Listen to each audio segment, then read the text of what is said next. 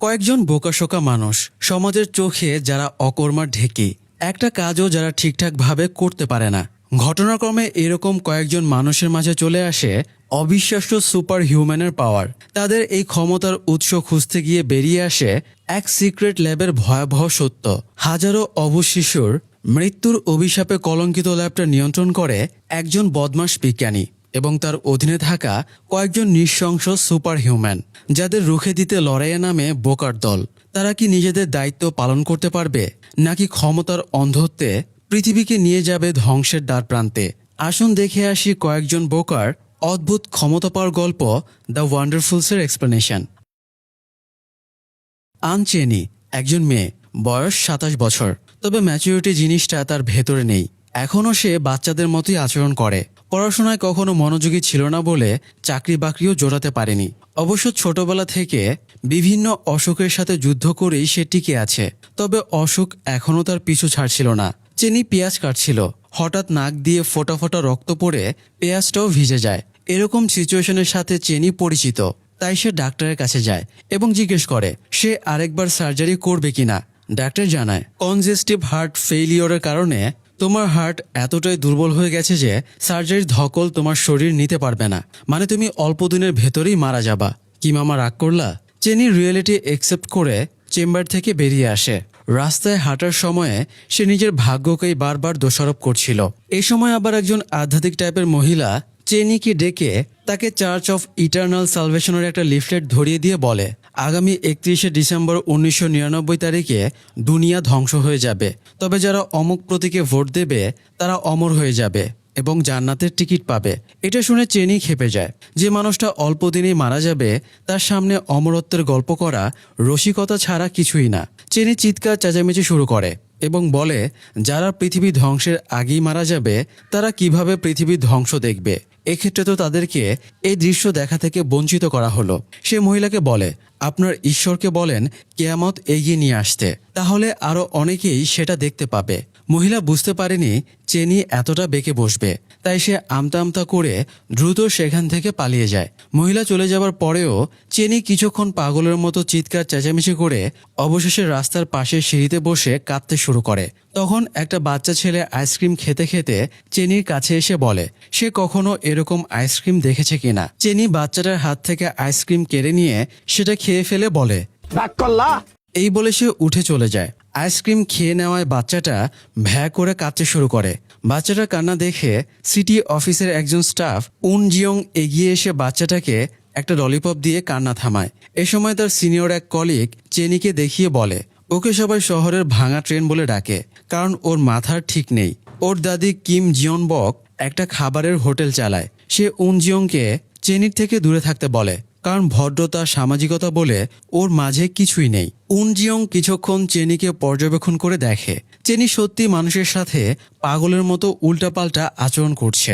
যাই হোক, এদিকে রাতের বেলা একজন লোক ময়লার ভাগাড়ে গিয়ে বিক্রি করার মতো জিনিস কালেক্ট করছিল। ঘুটঘুটে রাত, প্রবল বৃষ্টি হচ্ছিল, তবুও জীবিকার তাড়নায় সেই নোংরা জায়গায় গিয়েছিল। তার একটা ভাঙা সাইকেলের দিকে নজর পড়লে সে সাইকেলটা কাদামাটির ভেতর থেকে টেনে তোলার চেষ্টা করে, কিন্তু এটা শক্তভাবে গেঁথে গিয়েছিল বলে সে জোরে টান দিতে গিয়ে পা পিছলে উল্টে পড়ে যায়। সে যে জায়গাটাতে পড়ে সেখানে বেশ খানিকটা পানি জমেছিল। পানিটা খুবই নোংরা এবং দুর্গন্ধযুক্ত। সে খেয়াল করে একটা ড্রেনেজ পাইপ দিয়ে তরল জাতীয় পদার্থ এসে এই জায়গায় মিশছে। এরই মধ্যে সে শরীরে কেমন জ্বালা অনুভব করে। কানের কাছে অস্বস্তি লাগলে সে কানে হাত দিতেই কানটা খুলে চলে আসে। তার হাতও কেমন অস্বাভাবিক রিয়াকশন শুরু করে। কয়েক মুহূর্তের ভেতরেই সে নিজের ওপরে কন্ট্রোল হারিয়ে ফেলে এবং ছটফট করে নিথর হয়ে যায়। পরের দিন সকালে সিটি অফিসে সাংমো নামের একজন আধবুড়ো লোক কিছু অভিযোগ নিয়ে আসে।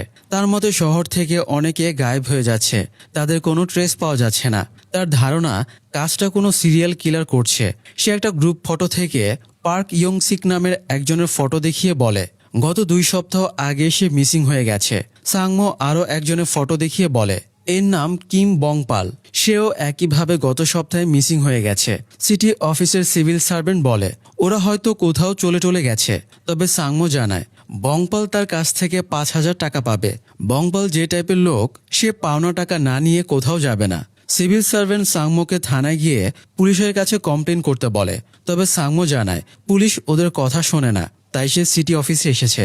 কারণ সিটি অফিসের কাজই হলো নাগরিক সুবিধা এবং প্রশাসনিক অধিকার নিশ্চিত করা। এরই মধ্যে আবার সন গিয়ং হুন নামের একজন লোক অভিযোগ নিয়ে আসলে তাকে দেখা মাত্রই স্টাফেরা অস্থির হয়ে পড়ে। আসলে এই লোকটা প্রায় বিভিন্ন অভিযোগ নিয়ে আসে।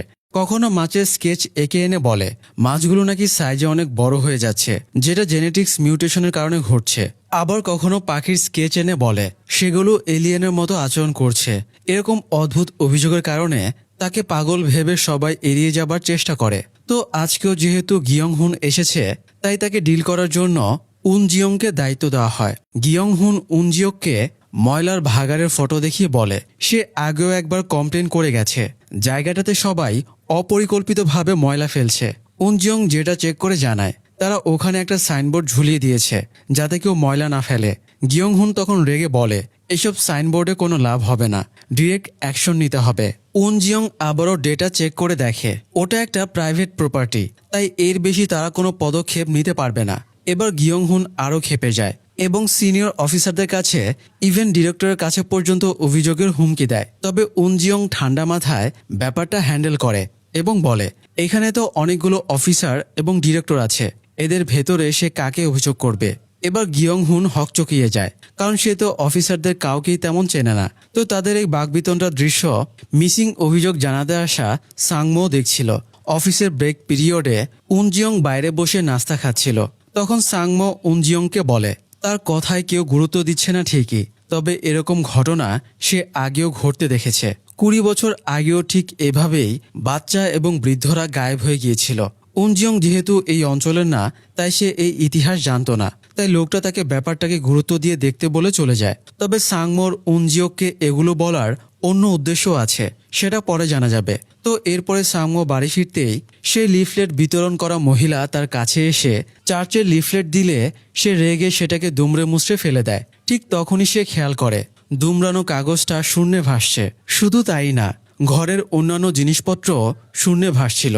মহিলাদের সাথে থাকা লোকেদের ভেতরে ছদ্মবেশী একজনের এই টেলিকাইনেসিস কিংবা গ্র্যাভিটি কন্ট্রোলের পাওয়ার ছিল, যার মাধ্যমে সে হাতের ইশারায় সবকিছু শূন্যে ভাসিয়ে তুলছিল। এই দৃশ্য দেখে লোকটা একদম হতভম্ব হয়ে যায়।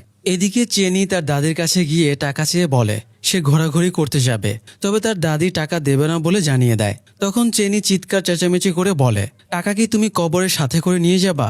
কত টাকা তো তুমি দানও করে দাও, তাহলে আমাকে দিতে সমস্যা কোথায়?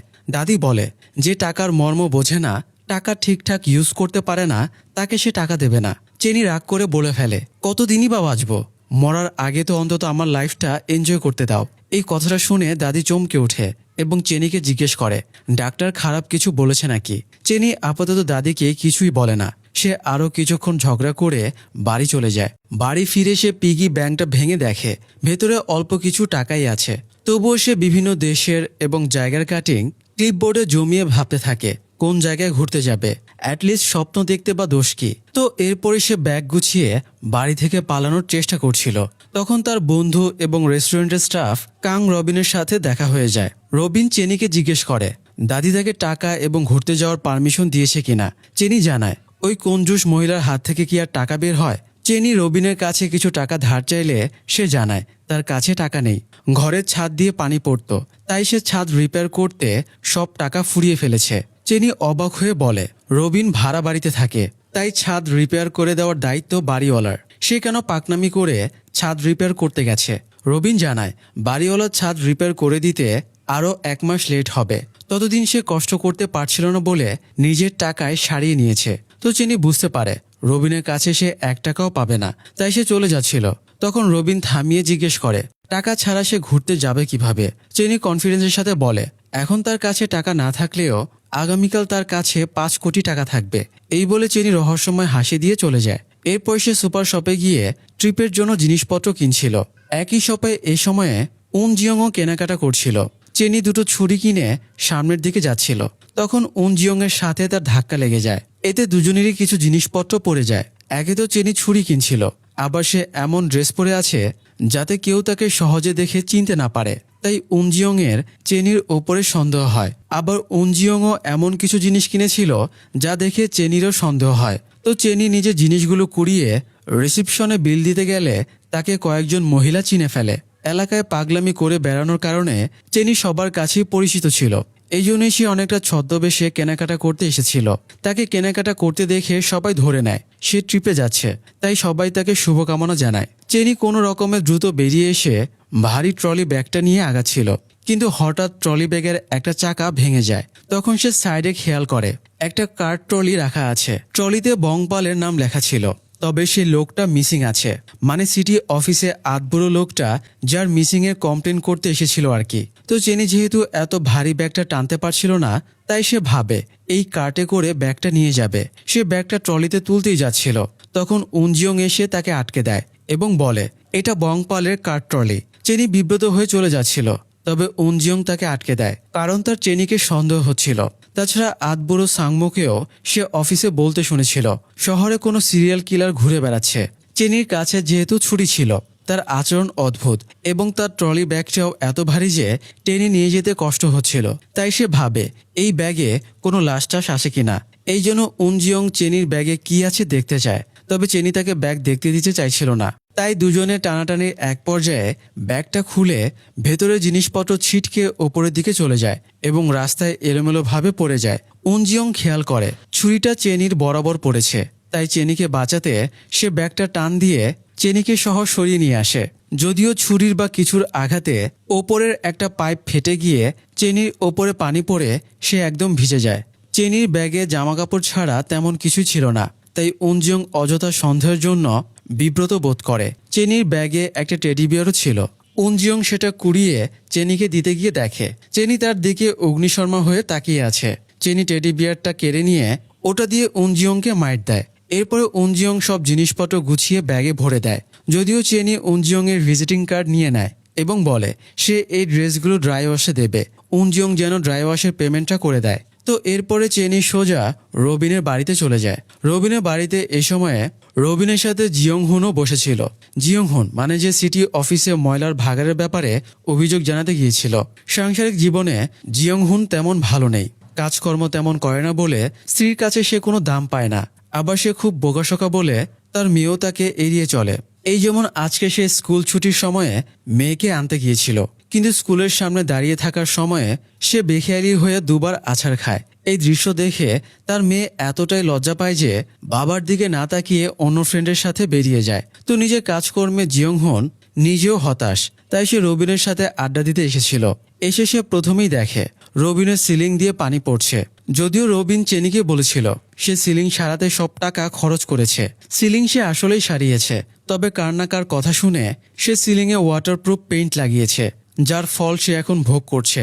যাই হোক, চেনি যখন রবিনের বাড়িতে পৌঁছে তখন ওরা দুজনে চেনির ব্যাপারেই কথা বলছিল।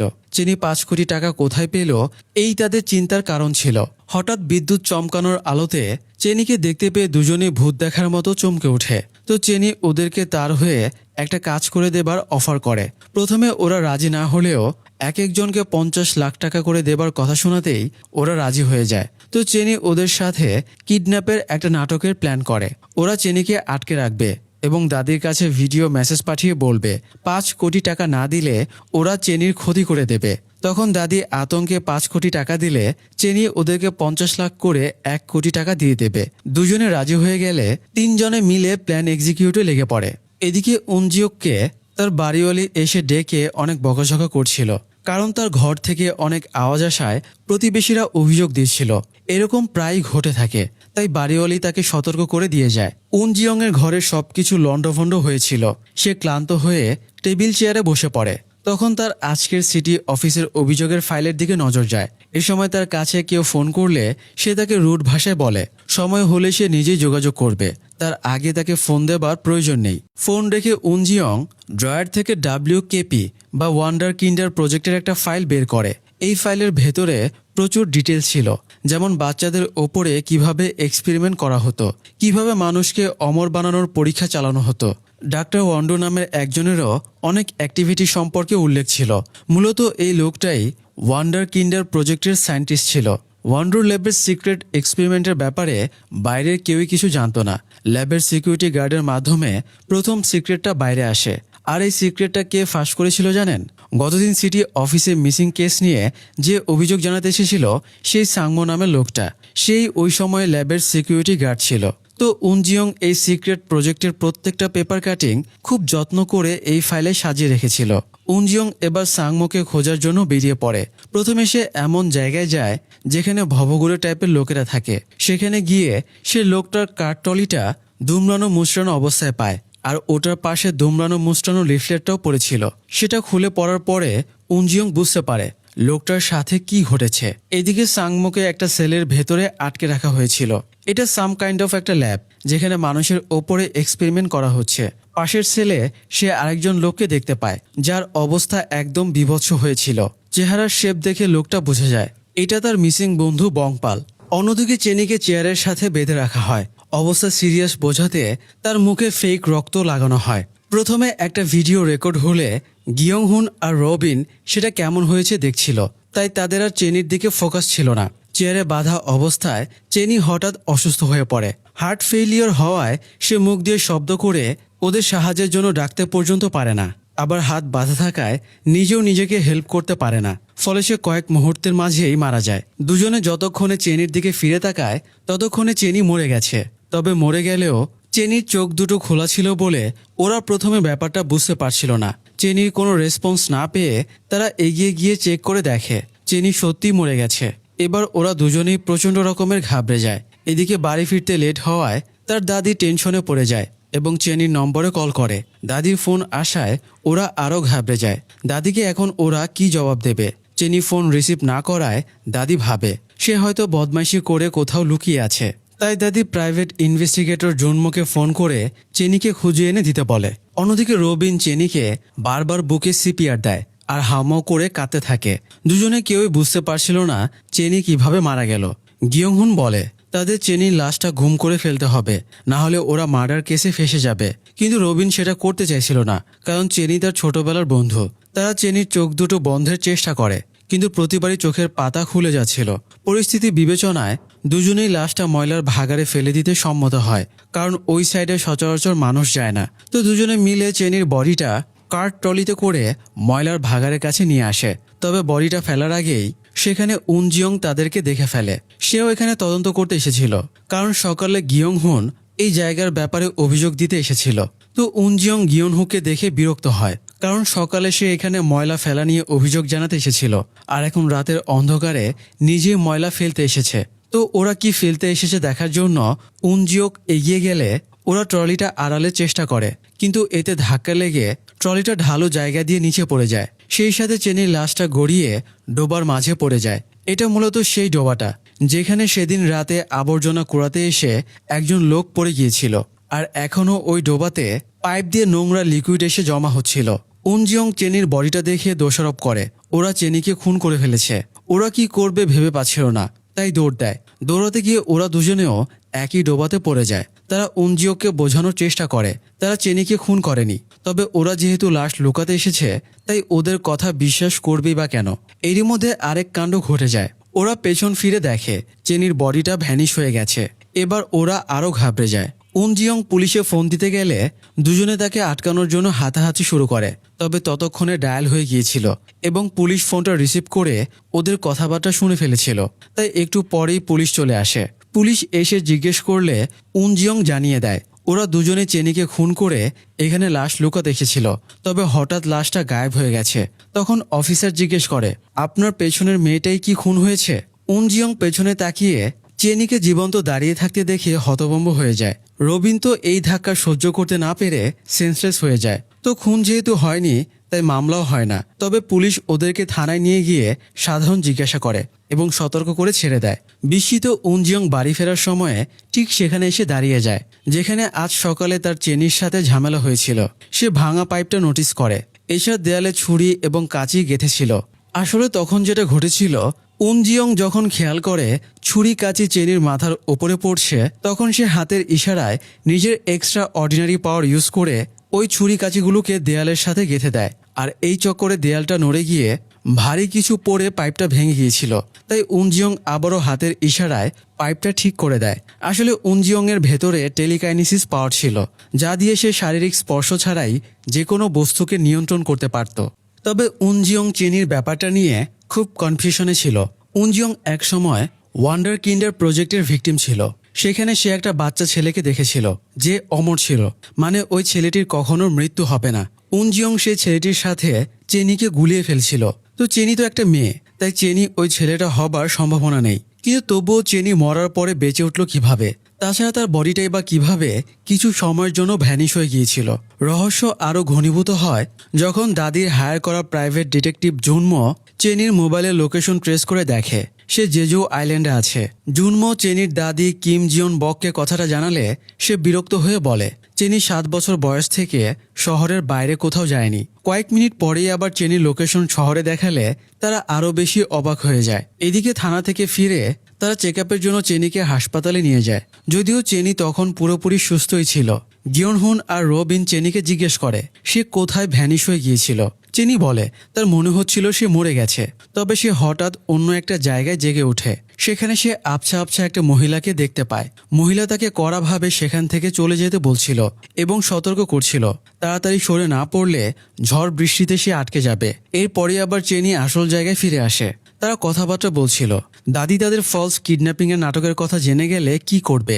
ঠিক এ সময়ই কিম জিয়ন বক সেখানে হাজির হয়ে গেলে ওরা তিনজনে ভয়ে 3 জায়গায় লুকিয়ে পড়ে। চেনি একটা আলমারির ভেতরে লুকিয়ে পড়ে আর তখনই সে টেলিপোর্ট হয়ে অতীতের কোনো একটা সময়ে চলে যায়। সেখানে একটা সিনেমার শুটিং হচ্ছিল। ইন্টারেস্টিং ব্যাপার হলো শুটিংয়ের সময় চেনি যেহেতু ওখানে উপস্থিত ছিল, তাই পরবর্তীতে মানে ভবিষ্যতে সেও সিনেমার দৃশ্যের সাথে জুড়ে যায়। অনেকেই হাসপাতালের গাউন পরা একটা মেয়েকে ওখানে দেখে অবাক হয়ে যায়। তো জিয়নবক চেনিকে বারবার ডাকার পরেও সে বের না হলে জিয়নবক নিজে আলমারি খুলে বিস্মিত হয়ে যায়, কারণ চেনি সেখানে নেই। অথচ সে চেনিকে এখানেই লুকাতে দেখেছিল। আবার এক মুহূর্তের ব্যবধানেই চেনি সেখানে চলে আসে। দাদি চমকে উঠলেও গুরুত্ব দেয় না, ভাবে চেনি হয়তো জামা কাপড়ের আড়ালে লুকিয়েছিল। তো দাদি চেনিকে দেখতে পাচ্ছে দেখে চেনি একটু নিশ্চিন্ত হয়। সে দাদিকে জড়িয়ে ধরে বলে তার কিছু একটা হয়েছে, কারণ সে অদ্ভুত সব জিনিস দেখতে পাচ্ছে। তাই জিয়নবক চেনির সব চেক আপ করায় এবং এবার জানা যায় অবিশ্বাস্যভাবে চেনির অসুখ ভালো হয়ে গেছে। তার যে হার্টে বড় ধরনের সমস্যা ছিল অলৌকিকভাবে সেটা ঠিক হয়ে গেছে। জিয়নবক আরেকটা জিনিস নোটিস করে, আগে চেনির পায়ে অনেক দাগ টাগ ছিল, কিন্তু এখন কোনো দাগ নেই। পা একদম মোলায়েম হয়ে আছে। জিয়নবক সন্দেহ করে এইসব এমনি এমনি ঘটছে না। তাই সে ড্রয়ার থেকে একটা ডায়েরি বের করে। সে ডায়েরি থেকে একটা কার্ড বের করে কার্ডের নম্বরে কাউকে কল করে আর্জেন্ট দেখা করতে বলে। ইন্টারেস্টিং ব্যাপার হলো জিয়নবকের ডায়েরিতে হা অন্ড্রুর ল্যাবের যে লোগো ছিল same logo Church of Eternal সালভেশনের লিফলেটও ছিল, যে লিফলেট দিয়ে মানুষকে পৃথিবী ধ্বংসের ভয় দেখিয়ে অমরত্বের জন্য একটা চার্চে যেতে বলা হচ্ছিল। যাই হোক, এদিকে এক্স সিকিউরিটি গার্ড সাংমোকে ওয়ান্ডার কিন্ডার গ্রুপ এই জন্যই তুলে নিয়ে গিয়েছিল কারণ ল্যাবে দুর্ঘটনার সময়ে বেশ কিছু বাচ্চা পালিয়ে যায়। সাংমোর সেসব বাচ্চাদের ব্যাপারে জানা ছিল। তো এই গ্রুপের সেয়ক হোরান নামের একজনের মাঝে ইলিউশন ক্রিয়েট করার পাওয়ার ছিল। সে মানুষের অনুভূতি নিয়ে খেলতে পারত এবং তাদের সে নিজের ইচ্ছামতো জিনিস দেখাতে পারত। তো হোরান সাংমোকে তার মৃত স্ত্রীকে হ্যালুসিনেট করায়। স্ত্রীর সাথে খাবার টেবিলে বসে সাংমোর অনুভূতি চেঞ্জ হয়ে যায়। তখন সে আপন মনেই বলে ফেলে দুর্ঘটনার সময়ে সে ডিউটিতে ছিল। 3972 নম্বর একটা বাচ্চাকে সে উদ্ধারও করেছিল। সে বাচ্চাটা বড় হয়ে এই শহরে আবারও ফিরে এসেছে। যদিও ছেলেটা তাকে দেখে চিনতে না পারলেও সে ছেলেটাকে দেখেই চিনতে পেরেছে, মানে লোকটা উনজিয়ং এর কথা বলছিল আর কি। তো ওরা এবার ফাইল থেকে 3972 নম্বর বাচ্চার ডিটেলস দেখে নেয়। ছোটবেলায় উনজিয়ংকেও অন্য বাচ্চাদের সাথে ল্যাবে আনা হয়েছিল। সেখানে বাচ্চাদের শরীরে সেরাম পুশ করে তাদের সুপার হিউম্যান বানানো হতো। তবে আসল উদ্দেশ্য ছিল ইমমর্টাল বা অমর মানুষ তৈরি করা, যে কখনো মরবে না। তো উনজিয়ং এর শরীরে সিরাম পুশের পরে তার ভেতরে টেলিকাইনেসিস পাওয়ার চলে আসে। যদিও প্রথমবার সে পাওয়ার নিয়ন্ত্রণ করতে পারছিল না বলে ঘরের সবকিছু উঠতে শুরু করে এবং লন্ডভন্ড হয়ে যায়। সব শান্ত হবার পরে সে দেখে আরেকটা বাচ্চা তার কারণে আঘাত পেয়েছে।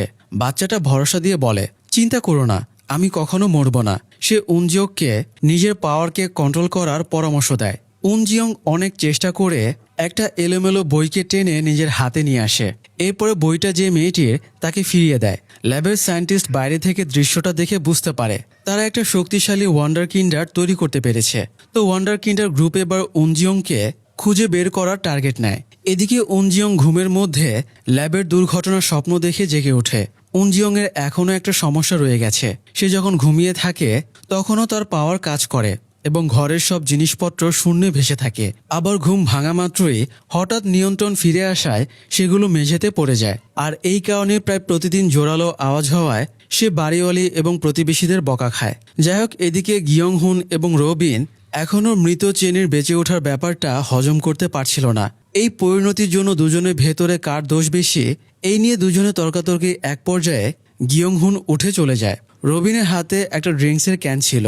সে বিরক্ত হয়ে ক্যানটা পাশের দেয়ালে ছুঁড়ে মারতেই হতভম্ব হয়ে যায়। সে যা সামান্য জোর খাটিয়েই ক্যানটা ছুঁড়ে মেরেছিল, অথচ এতেই দেয়ালটা ভেঙে যায়। নিজের ভেতরে এত পাওয়ার দেখে সে নিজেই অবাক হয়ে যায়। অন্যদিকে গিয়ং হুন বাড়ি ফিরে ফ্রিজ খুলতে গিয়ে দেখে তার হাত ফ্রিজের সাথে আঠার মতো আটকে যাচ্ছে। সেম ঘটনা তার থানাতেও একবার ঘটেছিল। সে পেপারে হাত রাখতেই সে পেপারও হাতে লেগে গিয়েছিল। তো ফ্রিজের দরজার সাথে তার হাত এমনভাবে আটকে গিয়েছিল যে সে অনেক চেষ্টার পরেও হাতটা ছাড়িয়ে নিতে পারছিল না। অর্থাৎ ময়লার ভাগাড় থেকে ফিরে আসার পরে চেনি, গিয়ং হুন এবং রবিন তিনজনের সাথেই অদ্ভুত ঘটনা ঘটছিল। তাই আমরা প্রাথমিকভাবে ধরে নিতে পারি তিনজনেরই কমন পয়েন্ট, ওরা ডোবার মাঝে পড়ে গিয়েছিল। ডোবাতে বাইরে থেকে পাইপলাইন দিয়ে কোনো বিশেষ লিকুইড এসে মিশছিল। তাই হতে পারে সেখান থেকেই তিনজনের মাঝে কোনো পাওয়ার চলে এসেছে। যাই হোক, এদিকে জিয়নবক চেনির সুস্থ হওয়াতে অনেক খুশি হয়। সে চেনিকে পাসপোর্ট দিয়ে বলে সে চাইলে নিজের মতো করে লাইফ এনজয় করতে পারে। দাদির কথা শুনে চেনির আনন্দ আর ধরে কে। চেনি আয়নায় নিজেকে দেখে খেয়াল করে সে আগের থেকে অনেক সুন্দর হয়ে গেছে। এছাড়া সে নিজের পাওয়ার নিয়েও ভাবছিল। যদিও রবিন নিজের পাওয়ার নিয়ে খুবই সমস্যায় ছিল। সে ধীরে কোনো কাজই আর করতে পারছিল না। তার ভেতরে সুপার স্ট্রেংথ থাকায় সবকিছুই গড়বড় হয়ে যাচ্ছিল। রবিন মূলত চেনির পেছনে বসে হোটেলের জন্য পেঁয়াজ কাটছিল আর বিরক্তিতে ছটফট করছিল।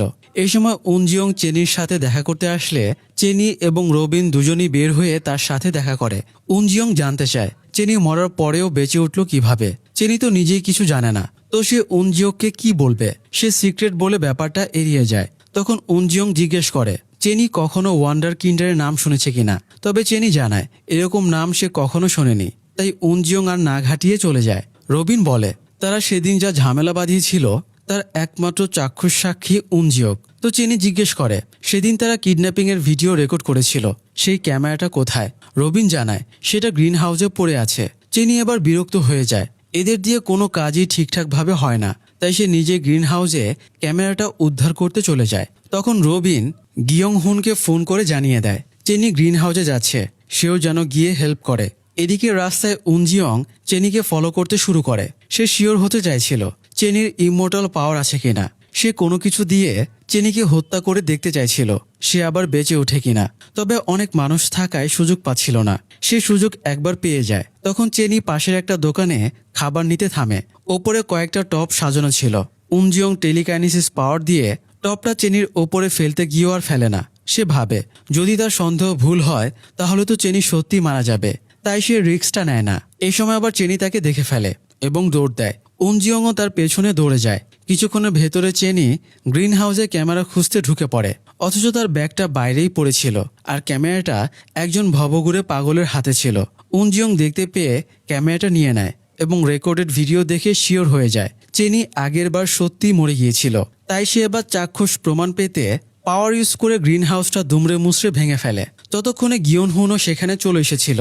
তাই সে গাড়ির ভেতর থেকে দৃশ্যটা দেখে ফেলে। অন্যদিকে চেনির তো আতঙ্কে অবস্থা খারাপ। গ্রিন হাউসটা ভেঙে পড়ার মুহূর্তে সে হঠাৎ টেলিপোর্ট হয়ে একটা জাহাজের ওপরে চলে যায়। জাহাজটা স্মাগলারদের ছিল। ওরা আবার চেনিকে দেখে ওর ওপরে গুলি চালিয়ে দেয়। এদিকে গ্রিন হাউসটা ভেঙে পড়তে দেখে গিয়ং হুন টেনশনে পড়ে যায়। এ সময় আবার তার স্ত্রী ফোন করে আউল ফাউল কথাবার্তা শুরু করে। গিয়ন হুন খেয়াল করে তার হাত স্টিয়ারিং এর সাথে আটকে গেছে আর অন্য হাতটা মোবাইলের সাথে লেগে যায়। সে কিছুতেই ছাড়াতে পারছিল না। তার উপর আবার স্ত্রীর বিরক্তি। সেই স্ত্রীকে ঝাড়ি মেরে ফোন রেখে দিতে বলে আর তখনই তার হাত স্বাভাবিক হয়ে যায়। উনজিয়ং ততক্ষণে গ্রিন হাউসের সব ধ্বংসস্তূপ সরিয়ে দেখে চেনি কোথাও নেই। এবার সে ভীষণ অবাক হয়ে যায়। আরেকটা জিনিস হলো উনজিওককে ফলো করে ওয়ান্ডার কিন্ডার গ্রুপেরও একজন সদস্য কিম পালহো চলে এসেছিল। সে উনজিওং এর পাওয়ার দেখে শিওর হয়ে যায় সেই গার্ডের বলা 3972 নম্বর বাচ্চাটা। এদিকে লিডার উন্ড্রো সহ ওয়ান্ডার কিন্ডার গ্রুপের কয়েকজন মিস্টার চই নামের একজনের সাথে দেখা করতে যায়। চই একসময় উন্ড্রোর ল্যাবের সায়েন্টিস্ট ছিল। গতদিন জিওন বক এই লোকটাকেই দেখা করার জন্য ফোন করেছিল। তো উন্ড্রোর লোকেরা এসে চইকে মেরে ফেলে, কারণ চই তাদের সঙ্গ ছেড়ে দিয়েছিল। যাই হোক, স্মাগলারদের গুলি চেনির গায়ে লাগে না, তবে একটা গুলি তার শার্ট ফুটো করে বেরিয়ে যায়। এরপরে সে আবারও টেলিপোর্ট হয়ে গ্রিন হাউসের কাছে চলে আসে। সে উনজিওং এর পেছনের দিকে উপস্থিত হয়েছিল, তাই সে এগিয়ে গিয়ে উনজিওংকে কাঁধে হাত দিয়ে ডাকতে গেলে কে না কে ভেবে চেনিকে ধাক্কা দেয়। এতে চেনি হাওয়ায় ভাসতে শুরু করে। এই ব্যাপারটা চেনি এত এনজয় করছিল যে একসময় সেন্সলেস হয়ে যায়। পরে সেন্স ফিরে দেখে সে রবিনের বাড়িতে শুয়ে আছে। চেনি জেগে উঠে প্রথমেই নিজের শার্ট চেক করে দেখে সত্যি ফুটো হয়ে আছে। এতে চেনি এবার শতভাগ শিওর হয়ে যায় সে বারবার টেলিপোর্ট হয়ে যাচ্ছে। এদিকে গিয়ংহুন স্ট্রিট ফুলের দোকানে গেলে স্ত্রী তার সাথে রাগারাগি করে, কারণ গতরাতে সে খারাপ ব্যবহার করেছিল। গিয়ংহুন কথা বলার সময়ে একটা ফুলের টবে হাত রাখতেই তার হাতটা টবের সাথে আটকে যায়, তবে সে স্ত্রীকে কিছু বুঝতে দেয় না। স্ত্রী বেরিয়ে গেলে গিয়ংহুন হাতটা ছাড়ানোর চেষ্টা করতে থাকে। এ সময় সেখানে চেনি এবং রবিন চলে এসে বলে গিয়ংহুনের সাথেও উল্টাপাল্টা কিছু ঘটছে কিনা। গিয়ংহুন প্রথমে স্বীকার না করলেও টবের সাথে হাত আটকে থাকার কারণে সে ধরা পড়ে যায়। চেনি বলে তারা সামহাও সুপার পাওয়ার পেয়ে গেছে। তখন পাওয়ারের কথা আলোচনার ফাঁকে গিয়ংহুন উনজিওং এর পাওয়ারের ব্যাপারেও জানিয়ে দেয়। এদিকে জিওন বক জুনমোকে সাথে করে মর্গে যায়। সেখানে গিয়ে চইয়ের লাশটা দেখতে পায়। ডাক্তার জানায় চই সুইসাইড করেছে। এমনকি জিওন বকের জন্য লিখে যাওয়া একটা সুইসাইড নোটও পাওয়া গেছে। জিওন বক শিওর ছিল চই সুইসাইড করেনি, বরং তার সাথে অন্য কিছু ঘটেছে। অন্ডুর ল্যাবে সে একটা ইমমর্টাল বাচ্চা বানিয়েছিল। ল্যাবের দুর্ঘটনায় অনেক বাচ্চাই পালিয়ে গিয়েছিল, তাদের মধ্যে ইমমর্টাল ছেলেটাও ছিল। অন্ডু চইয়ের কাছে গিয়েছিল মূলত সে বাচ্চাটাকে ট্রেস করতে। চই কিছু বলতে চাইছিল না, তবে অন্ডুর গ্রুপে একজন ছিল যে মাইন্ড কন্ট্রোল করতে পারত। ওর মাধ্যমে ওরা চইয়ের কাছ থেকে জিওন বকের নামটা জেনে গেছে। এরপরে চইকে সুইসাইড করতে বাধ্য করে। যাই হোক, এদিকে চার্চ অফ ইটার্নাল সালভেশনে মিসিং কেসের জন্য দুজন পুলিশ অফিসার তদন্ত করতে যায়। ল্যাবের দুর্ঘটনার পরে অন্ডুর ল্যাবটা বন্ধ করে দেওয়া হয়েছিল। অন্ডু বর্তমানে এই চার্চের আড়ালে ল্যাবটা চালাচ্ছে। তবে ল্যাবে ঢুকতেই হোরান ইলুশন ক্রিয়েট করে অফিসারদের শুধু ফুলের বাগান দেখায়, অথচ অ্যাকচুয়ালি ওরা এ সময়ে ল্যাবের কয়েদখানায় ছিল। সেখানে এখনও গার্ড সাংমো বন্দি আছে। সেই সহ বাকি ভিকটিমেরা পুলিশদের দেখতে পাচ্ছিল, কিন্তু পুলিশ ওদেরকে দেখতে পাচ্ছিল না। তারা বারবার পুলিশকে ডাকলেও তারা টু শব্দটাও শুনতে পায় না।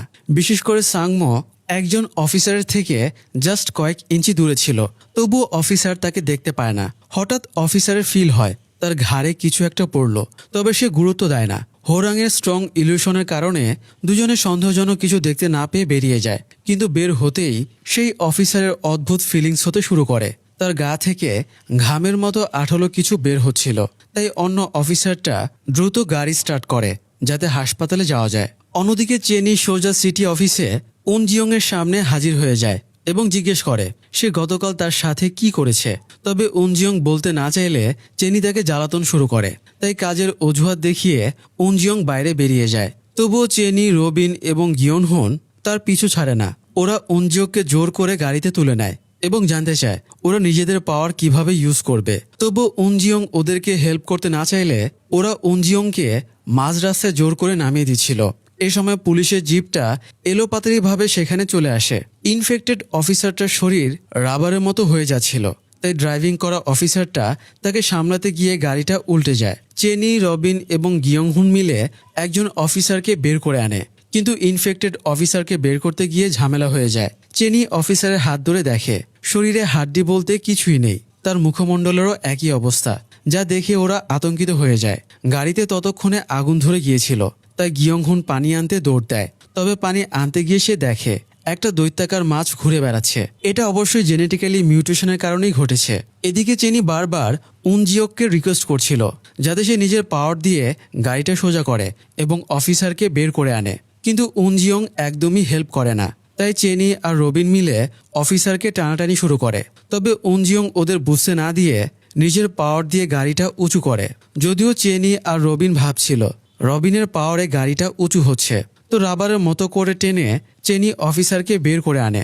ততক্ষণে গিয়ংহুন পানি এনে গাড়ির আগুন নিভিয়ে দেয়। কিন্তু এ সময় আরেক ঝামেলা বেঁধে যায়। রবিনের সাথে কথা বলার সময়ে গিয়ংহুন এক হাত গাড়িতে রাখে আর অন্য হাত রবিনের কাঁধে রাখে, আর তখনই তার দুই হাতই আটকে যায়।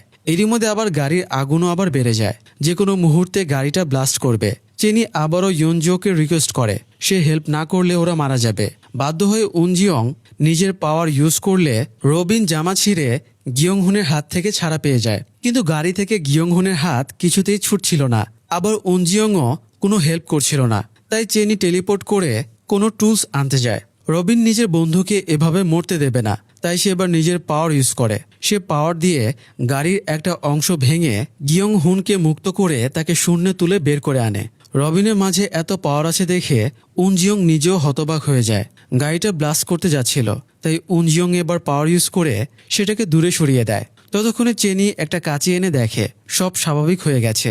চেনির এবার নিজেদের হিরো বলে মনে হচ্ছিল, তবে সে জানতো না এই হিরোগিরি তাদের জন্য কতটা অভিশাপ বয়ে আনবে। যাই হোক, উনজিয়ং এবার অফিসে গিয়ে এই শহরের ড্রেনেজের ম্যাপ বের করে, কারণ সে অলরেডি সন্দেহ করছে যারা ময়লার ভাগাড়ের ডোবার পানির সংস্পর্শে যাচ্ছে তাদের মাঝে অদ্ভুত পাওয়ার চলে আসছে। তাই সে ড্রেনেজ ম্যাপে দেখে নেয় কোন ড্রেনের মাধ্যমে ওখানে পানি নিষ্কাশন হচ্ছে। এরপরে ড্রেনের হদিস খুঁজতে গিয়ে জানতে পারে এই ড্রেনটা চার্চ অফ ইটারনাল সালভেশনের। ওখানকার বজ্রই এই ড্রেনেজ দিয়ে ময়লার ভাগাড়ে পড়ে। উনজিয়ং গার্ড সাংমোকে খুঁজতে গিয়ে এই চার্চের লিফলেট পেয়েছিল, তাই তার কাছে পরিষ্কার হয়ে যায় অন্ডু এখনও তার এক্সপেরিমেন্ট চালিয়ে যাচ্ছে। উনজিয়ং স্টোরেজ রুম থেকে বের হতেই দেখে তার সামনে পালহো দাঁড়িয়ে আছে। উনজিয়ংও পালহোকে দেখে চিনতে পারে। পালহো জিজ্ঞেস করে উনজিয়ং এই শহরে কেন এসেছে। উনজিয়ং সহজভাবে উত্তর দেয় সে সরকারি চাকরি করে, তাই যখন যেখানে ট্রান্সফার হয় সেখানেই যায়। তো পালহো এবার বলে উনজিয়ং যেহেতু এই শহরে এসেছে তাই তার বাবার সাথে দেখা করা উচিত ছিল, মানে সে অন্ডুর কথা বলছিল আর কি। উনজিয়ং বিস্মিত হয়ে বলে ওই লোকটা তোমাদের সাথে যা করেছে এরপরও তাকে কিভাবে বাবা বলে ডাকছ। পালহো বলে সে কমজোরি দুর্বল বাচ্চা ছিল, উন্ডুই তাকে এত পাওয়ার দিয়েছে, তাই সে উন্ডুর কাছে কৃতজ্ঞ। পালহো উনজিয়ংকে তাদের গ্রুপে ফিরে আসতে বলে, তবে উনজিয়ং জানায় তার এসবে ইন্টারেস্ট নেই, তাই সতর্ক করে দেয় ওরা যেন উনজিয়ংকে আর বিরক্ত না করে। উনজিয়ং নিজের কাজ করছিল, তখন চেনি তার কাছে ছুটে এসে বলে তারা পুলিশ অফিসারদের যে হাসপাতালে পাঠিয়েছিল ওদেরকে সেখানে নিয়ে যাওয়া হয়নি, আবার থানাতে ফোন করেও ওদের কোনো ট্রেস পাওয়া যাচ্ছে না। তাই চেনির সন্দেহ ওদেরকে কেউ গুম করে দিয়েছে। চেনির টেনশন হচ্ছিল তাদের কেউ না কেউ ওভাবে গুম করে দেয়, যেহেতু তাদের কাছেও স্পেশাল পাওয়ার আছে। উনজিয়ং বলে ওরা যদি পাবলিকের সামনে নিজেদের পাওয়ার না দেখায় তাহলে কেউ ওদের ব্যাপারে জানতে পারবে না, এতে ওরা রিস্ক ফ্রি থাকবে।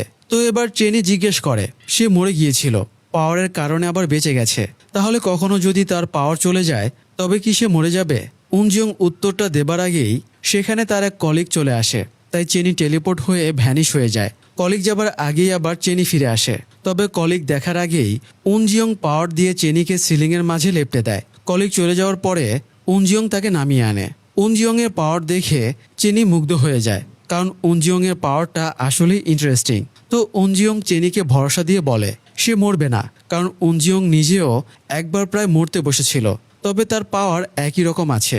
এটা শুনে চেনি নাচতে নাচতে বেরিয়ে যায় এবং রাস্তাতেও সে তিরিং বিরিং করে নাচতে নাচতে যাচ্ছিল। তার কাণ্ড দেখে উনজিয়ংয়ের বেশ মজা লাগছিল, কিন্তু তার মজা আতঙ্কে পরিণত হয় যখন দেখে পালহো চেনিকে ফলো করছে। পালহোরও উনজিয়ংয়ের মতোই টেলিকাইনেসিস পাওয়ার ছিল। কিছু দূর গিয়ে পালহো চেনিকে মেরে ফেলার চেষ্টা করলে উনজিয়ং এসে পাওয়ার দিয়ে তাকে আছাড় মারে। এরপরে চেনিকে ফোন করে বলে আগামী শুক্রবার ক্লিনিং ক্যাম্পেইন আছে, চেনি সেখানে জয়েন করবে কিনা। চেনি তো আনন্দের সাথেই রাজি হয়ে যায়। পালহো উনজিয়ংকে জিজ্ঞেস করে সে কোনো ডিফেক্টিভ ভ্যারিয়েন্টকে বাঁচলো কিনা। উনজিয়ং হ্যাঁ বলে চলে যায়। চেনি চাকরি পাওয়ার আনন্দে আত্মহারা হয়ে গিয়েছিল।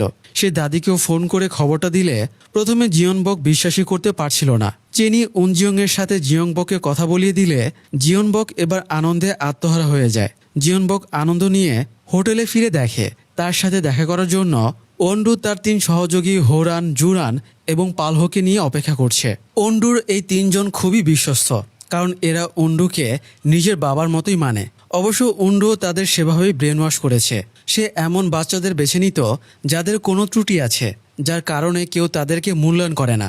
যেমন জুরান কানে শুনতে পেত না, অন্ডু জুরানকে হেয়ারিং এইড দিয়ে হেল্প করে। এরপরে তার ভেতরে সুপার পাওয়ারও দেয়। বাকিদের ক্ষেত্রেও উন্ডু একই কাজ করেছিল। এই জন্যই ল্যাবের দুর্ঘটনার সময়ে উন্ডু ভারী কংক্রিটে চাপা পড়লে ওরা তিনজন পালানোর বদলে উন্ডুকে বাঁচায়। উন্ডু জানতো পুলিশ তাকে ধরে নিয়ে যাবে, তাই সে ওদের তিনজনকে আপাতত পালিয়ে যেতে বলে। এরপরে জেল থেকে ছাড়া পেয়ে উন্ডু ওদেরকে খুঁজে বের করে নিজের কাছে নিয়ে আসে। উন্ডু ওয়ান্ডার কিন্ডারের সিরাম লুকিয়ে রেখেছিল। সে সিরামগুলো বের করে এবং নতুন করে রিসার্চ শুরু করে। তার লাইফের একমাত্র লক্ষ্যই হলো ইমমর্টাল মানুষ তৈরি করা। যাই হোক, জিয়নবক একটু না ঘাবড়ে ওদের সাথে আলোচনায় বসে। উন্ডু জিয়ংবককে বলে সে 20 বছর জেল খেটেছে। জিয়নবক বলে ওইসব বাচ্চাদের মৃত্যুর প্রায়শ্চিত্ত করার জন্য 20 বছর যথেষ্ট সময়। উন্ডু বলে ইমমর্টাল মানুষ বানানোর আইডিয়াটা জিয়নবকেরই ছিল, উন্ডু শুধু তাকে হেল্প করেছে। তো দুজনের মধ্যে মোরাল ব্যাপার স্যাপার নিয়ে কিছুক্ষণ তর্ক চলার পরে উন্ডু জিজ্ঞেস করে ইমমর্টাল বাচ্চাটা কোথায়। তাকে মিস্টার চই বলেছিল এই ব্যাপারে শুধুমাত্র জিয়নবকই জানে।